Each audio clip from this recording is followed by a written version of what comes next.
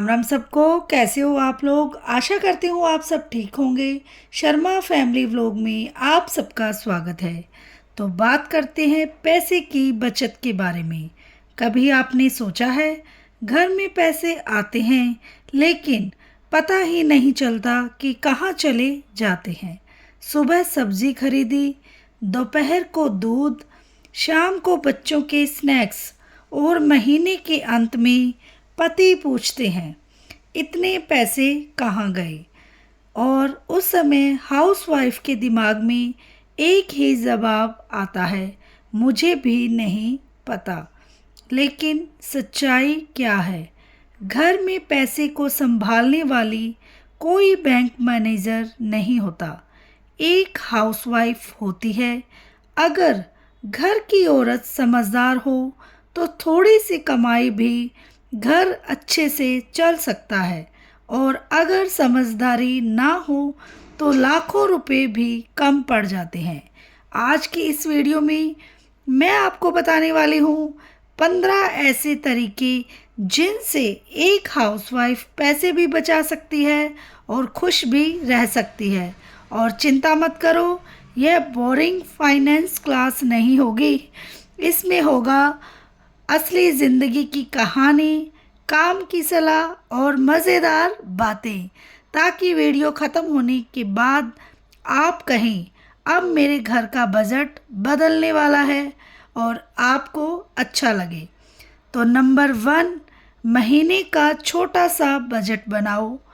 बहुत लोग सोचते हैं बजट बनाना बड़े लोगों का काम है, लेकिन असल में बजट सबसे ज़्यादा ज़रूरी घर चलाने वाली औरत के लिए है।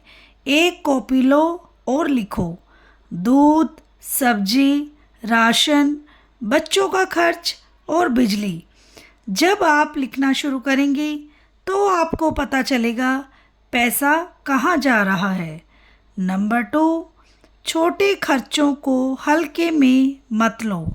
एक हाउसवाइफ अक्सर सोचती है, अरे सिर्फ 20 रुपए ही तो हैं।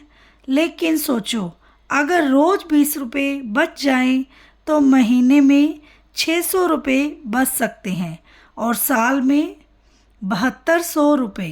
तो देखा, छोटे पैसे भी बड़ा फर्क डालते हैं। तो कई बार ऐसा होता है, आप सब्जी लेने जाती हो और दुकानदार कहता है, बहन जी आज ताज़ी भिंडी आई है। आप भिंडी ले आती हो और घर आकर पता चलता है फ्रिज में पहले से 3 किलो भिंडी पड़ी है। इसीलिए खरीदने से पहले फ्रिज को ज़रूर चेक कर लें। नंबर 3, बाहर का खाना कम करो, क्योंकि बाहर खाने से सेहत खराब होती है और जेब खाली होती जाती है। और अगर महीने में 4 बार बाहर खाने जाते हो तो कम से कम 2 से 3 हज़ार रुपये खर्च हो जाते हैं। उसकी जगह घर में कभी पाव भाजी, कभी चाट और कभी नूडल्स बना लो। बच्चे भी खुश और पैसे भी बचेंगे, और सबसे बड़ी बात है सेहत भी उनकी बहुत ज़्यादा बढ़िया रहेगी। और पेट भर कर हम घर पे खा सकते हैं, और वहाँ हम ज़्यादा पैसे देंगे और पेट भरकर भी नहीं खा पाएंगे। तो नंबर 4, सेल देखकर ज़रूरत से ज़्यादा मत खरीदो। यह हर घर की कहानी है, आपको तो पता ही होगा। 50% ऑफ, और अचानक जो चीज़ कभी नहीं खरीदी वो भी खरीद ली। लेकिन याद रखो, अगर ज़रूरत नहीं थी तो 50% नहीं, 100% पैसा गया। सच है ना ये बात? होता है ना आप सब लोगों के साथ ऐसा भी। आदत 5 यानी कि नंबर 5, बचत को आदत बनाओ। हर महीने थोड़े पैसे अलग रखो। जैसे 500 रुपये भी रखोगे तो साल में 6,000 रुपये हो जाएंगे, और अचानक ज़रूरत पड़े तो वही पैसे काम आएंगे। तो एक गृहिणी की सही आदत यही है, थोड़ी थोड़ी सी बचत ज़रूर करें। नंबर 6, बिजली का ध्यान रखो। छोटे छोटे काम का बड़ा फर्क डालते हैं। खाली कमरे की लाइट बंद करो, फैन बंद कर दो, चार्जर निकाल दो। इससे बिल कम आता है, क्योंकि कई बार ऐसे ही फैन चलते रहते हैं, लाइट जलती रहती है और हम लोग ध्यान नहीं देते। तो अपने बच्चों को भी ये सब बातें सिखाओ ताकि हमारा फ़ायदा हो सके और पैसों की बचत। नंबर 7, खाना बर्बाद मत होने दो। कई बार खाना ज़्यादा बन जाता है, उसको फेंकने की बजाय अगले दिन नई डिश बना सकते हैं, जैसे बासी रोटी रोल, चावल से फ्राइड राइस।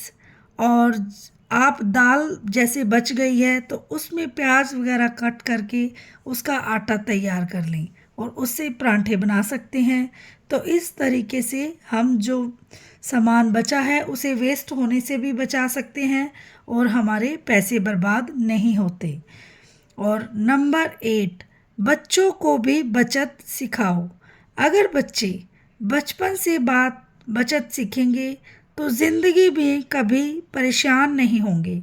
उन्हें गुल्लक दो और कहो हर हफ्ते थोड़ा पैसा इसमें डालो, ताकि बच्चों को पैसे की कद्र होनी स्टार्ट हो। वरना वो पैसों को कुछ नहीं समझेंगे और बाद में उनको बहुत ज़्यादा परेशानी होगी और सबसे ज़्यादा परेशानी आपको होगी। और नंबर 9, ज़रूरत और इच्छा में फ़र्क समझो। ज़रूरत क्या है, जैसे कि दूध, सब्जी, राशन।